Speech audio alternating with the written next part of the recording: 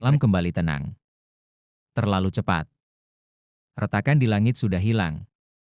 Monster bayangan menguap seperti kabut. Dan penduduk kota kembali bergerak seolah tidak pernah terjadi apa-apa. Namun KL tahu, sesuatu tertinggal. Ia bisa merasakannya di jaringan dunia. Residu. Bekas dari intervensi sistem. Pagi yang aneh. Keesokan paginya kota terlihat normal. Pedagang kembali membuka toko. Anak-anak berlari di jalan. Angin berhembus ringan di antara atap-atap rumah. Namun KL berhenti berjalan. Ia menatap ke satu arah. Aira mengikuti pandangannya. Ada apa? KL menunjuk pohon besar di ujung jalan. Daunnya tidak bergerak. Padahal angin berhembus jelas di sekitarnya. Lira menyipitkan mata. Pohon itu seperti lukisan. Seraphine mendekat perlahan. Ia menyentuh batang pohon itu. Dan langsung menarik tangannya kembali. Itu bukan pohon. Semua menatapnya. Seraphine menelan ludah. Itu data. Tempat yang terhenti. Area kecil di sekitar pohon itu tidak bergerak sama sekali. Debu menggantung di udara. Daun berhenti jatuh di tengah udara. Seekor kupu-kupu diam seperti patung. Waktu tidak berhenti. Lebih tepatnya, ia tidak diproses. KL menghela napas pelan. Residu sistem. Arin melayang keluar dari bahunya. Aku tidak suka ini. KL mengangkat tangannya. Spiral di lengannya menyala lembut. Ia menyentuh jaringan dunia di area itu. Satu simpul. Yang lain. Dan satu lagi. Tiba-tiba, semua bergerak kembali. Daun jatuh ke tanah.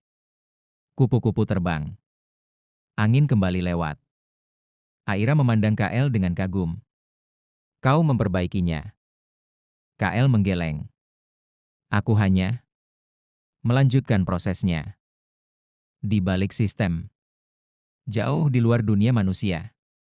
Utusan yang datang malam tadi berdiri dalam ruang geometris putih.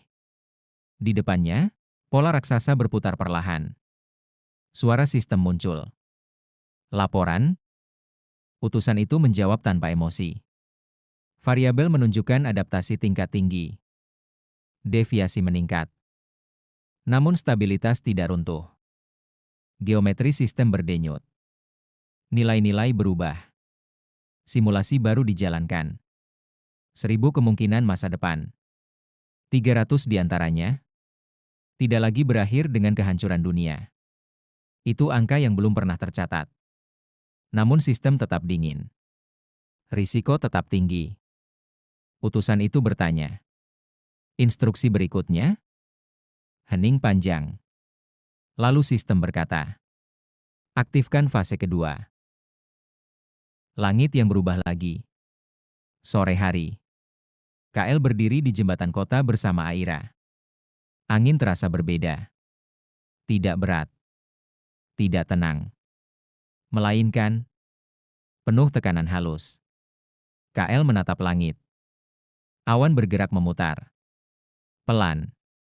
Seperti pusaran besar yang sangat jauh.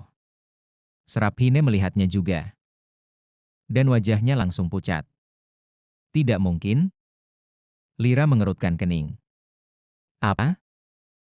Seraphine menunjuk langit. Itu bukan badai. KL merasakan spiralnya berdenyut lebih kuat. Lebih kuat dari sebelumnya. Arin bergetar di udara.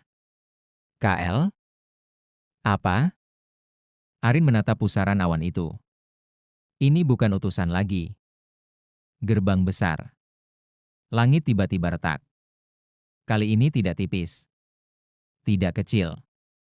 Sebuah lingkaran raksasa terbuka di langit seperti mata dunia.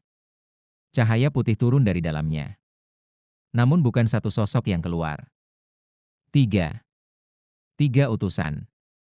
Aura mereka jauh lebih berat dari yang pertama. Lira mencabut pedangnya lagi. Aku benar-benar mulai benci langit. Penduduk kota berhenti bergerak. Bukan karena sistem memerintah. Karena tekanan aura. Utusan pertama yang datang malam tadi muncul kembali. Ia berdiri di depan dua utusan lain. Matanya tertuju pada KL. Fase kedua dimulai. KL menghela napas pelan. Berapa banyak ujian yang kalian punya? Utusan itu menjawab tanpa ragu. Sampai definisi keseimbangan stabil. Salah satu utusan di belakangnya mengangkat tangan. Langit bergetar. Di cakrawala jauh. Gunung mulai retak. Bukan runtuh. Melainkan terbelah seperti dibuka paksa. Serap Hine gemetar. Mereka tidak menguji kota lagi. KL menatap langit yang terbuka. Tidak. Lira bertanya pelan. Lalu, KL menjawab sambil mengepalkan tangannya. Mereka menguji dunia. Spiral galaksi di lengannya mulai berputar lebih cepat. Dan jauh di balik gerbang langit. Sesuatu yang jauh lebih besar dari para utusan. Sedang memperhatikan semuanya. Fase kedua baru saja dimulai.